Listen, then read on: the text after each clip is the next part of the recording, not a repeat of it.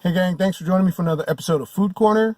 Today I have something really special for you. I'm going to go and check out my man Subash. He makes momos. And if you've never had a momo, this is something you got to check out. I'm going to see if he'll also let us in the truck, maybe show us how to fold one or two of them. So stick with me. We're going to go check him out. Enjoy. Hey gang, thanks again for joining me for another episode of Food Corner. I'm sitting here with Subash Yadav of Everest Momo.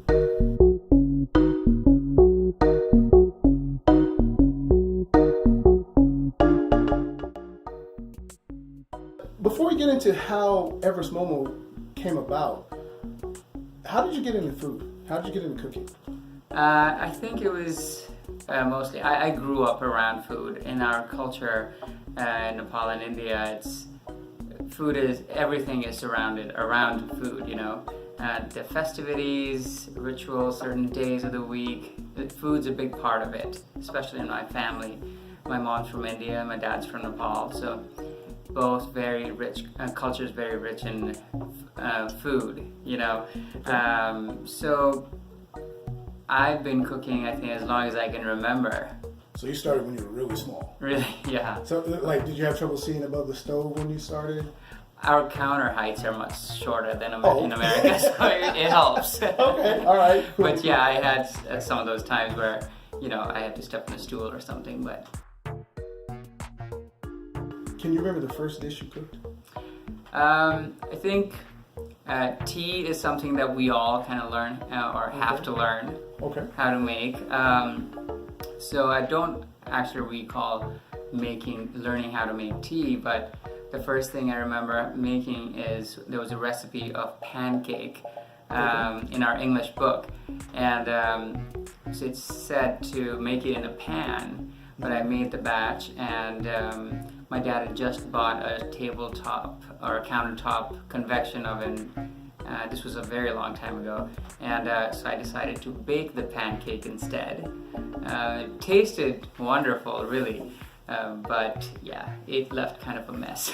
Well, you know, we all have to kind of start somewhere, you know. But pancake sounds like it should be baked, right? Yeah, right. It's a cake. So tell me, Everest Momo, why did you pick that name, and tell me what it represents and means to you? Sure. So Everest Momo, the reason we named it, I wanted to represent where I'm from in Nepal, and Mount Everest, everybody knows Mount Everest, so I wanted to kind of that to stand out as a significance. And momos are our signature dish. It's very popular in Nepal. It's like tacos in Mexico.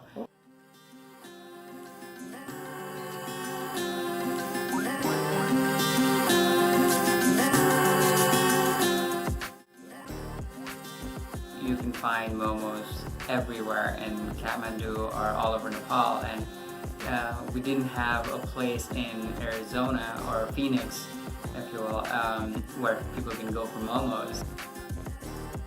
So when you say momos, tell us what momos are. What, you know, for those of us who know. Of course. Momos are Nepalese dumplings. So going into a little geography, Nepal lies in between India in the south and Tibet in the north. And so obviously, you know, we share the influence of food cultures. And so these are Tibetan dumplings, and we've kind of made it our own with different kinds of herbs and spices. And we serve it with house-made roasted tomato sauce with sesame seeds and Nepalese Szechuan pepper. It's a little peppery and tangy, spicy. It's absolutely delicious. We're actually in Subash's truck, and Subash, thank you. And what are you going to make for the folks here at Food Corner? So I'm going to show you how we fold our momos right now, and if you would like to do it yourself, now you're going to know how to do it. Okay, let's get to it. All right. So I already have some prepared, and we're going to do another one. So just take one of the wrappers. You could either make it from scratch, or they are easily available in Asian grocery stores. Okay, and what kind of wrappers are those? These what are they are called? just flour dumpling wrappers. Okay, perfect. And then I've got a mix already made here. Again, it's with Indian and Nepali food, it's a lot of personalization. You make it how you want it, or how your people at your house like it. But this is how we like it, and this is our recipe. So, okay. So I'm going to get in, and if I can, I'm going to show a couple of. Now these are really cool folds. This is what you're going to show us, right? That is what we're going to make right now. I'm sorry. Go ahead. I want to see you. All right. So I've got some meat over here on the wrapper. Now I'm going to pinch it on one side and start making pleats. So you just keep making pleats until you come around.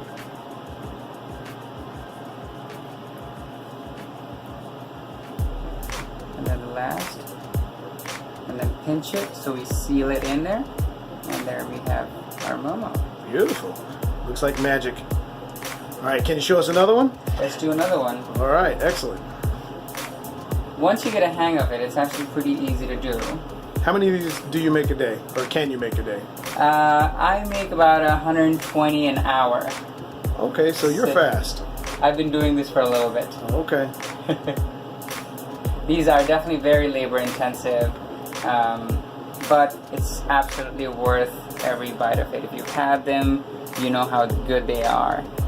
So the secret is I usually measure with my nail, so just kind of keep making pleats, equal the same size pleats, and they'll come around, and then the last one you just pinch right here and bring it around and just pinch it and seal it, and there is your momo. I've got a full tray ready. All right. Excellent. So, and once they're done, you're going to steam it in boiling water over a steamer for about 10 to 12 minutes, or until the temperature reaches 165. Perfect.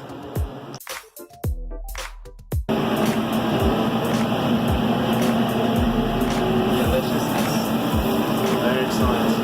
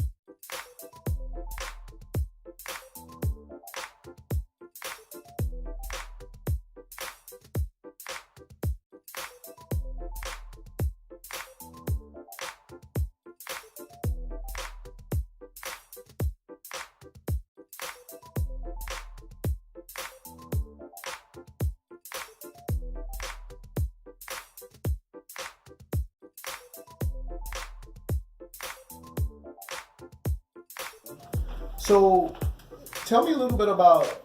I know that you do a lot. You have a lot of versatility in your food, and you have a lot of experience that you bring from a couple different areas and geographic regions. Tell us about Everest Momo. Why you started it? What does it mean to you? So, my background is in food manufacturing. Actually, I studied culinology, which is a blend of culinary arts and food science. Nice. And then I did some R&D work and learned more about our current food system in America, of how processed everything is. And so I wanted to kind of change that and also educate people a little bit about going back to the basics. Eating less less processed, more natural foods.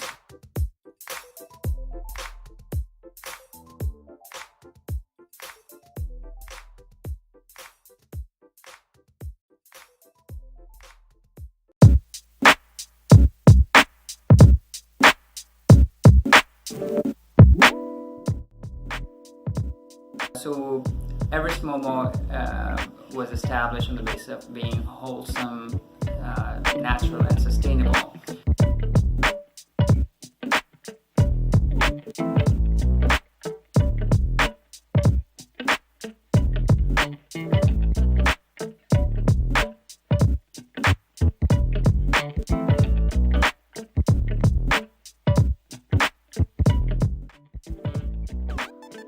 So we wanted our food to be good for your, not just for taste, but for your body overall.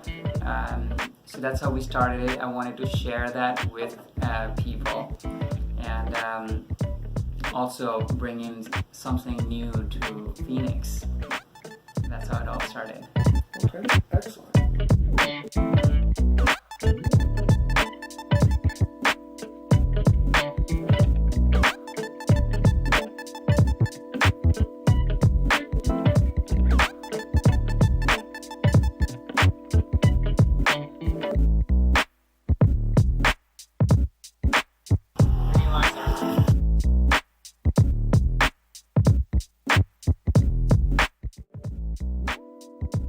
So you have a mobile truck, a mobile kitchen, and do you stay generally in the Phoenix area? Do you travel outside of Phoenix? We've only been open for about 2 months now. Okay. And we've been around the valley. We've been in the west side, in the Glendale area, and North Phoenix a couple times. Right now, we're mostly in the East Valley, Gilbert, Mesa, Queen Creek, Chandler area.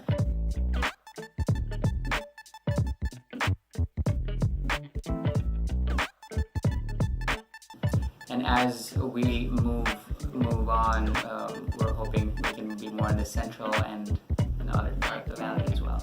Okay. Do you have a website? We do. It's www.everestmomoaz.com. Okay. Are you also on Facebook as well? Or?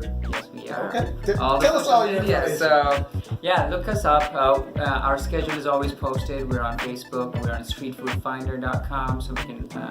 And I believe they've got an app, so you can keep up with the schedules. And so if you do follow us on Facebook, we constantly post our updated schedule, our updated menus.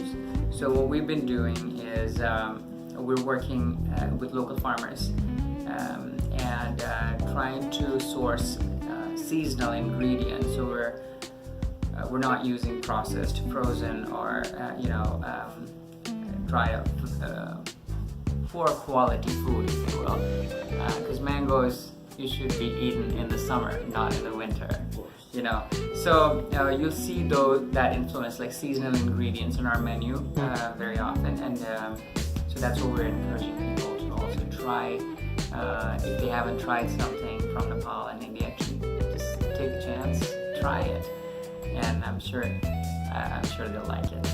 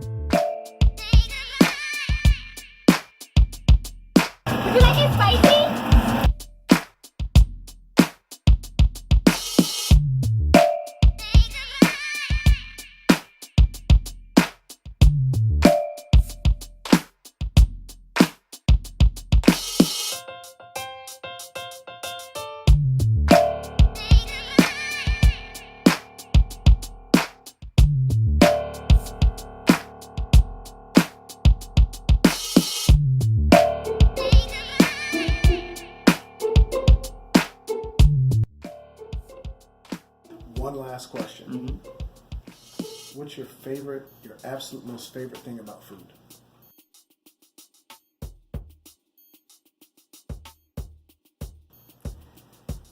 I think when I see that people just have a big smile and their eyes closed after their first bite, I think that gives me that immense satisfaction.